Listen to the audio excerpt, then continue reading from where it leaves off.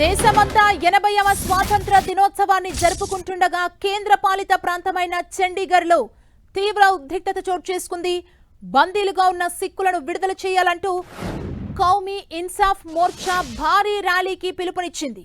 Governor నివాసం ముట్టడికి ప్రయత్నించగా పోలీసులు అడ్డుకోవడం, వాటర్ కెనాన్లు, టియర్ గ్యాస్ ప్రయోగించడంతో టెన్షన్ వాతావరణం నెలకొంది.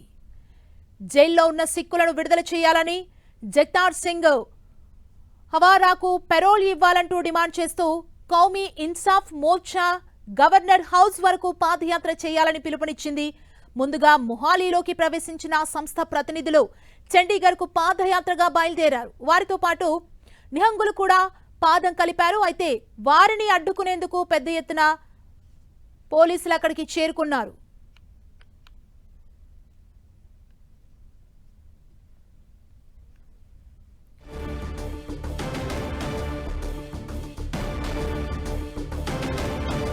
పరిస్థితిని ఉన్నతాధికారులు పర్యవేక్షించారు. నిరసనకారులు గవర్నర్ భవనం ముట్టడించేందుకు వీలు లేకుండా అదనపు భద్రతతో పాటు పారామిలిటరీ బలగాలను మోహరించారు.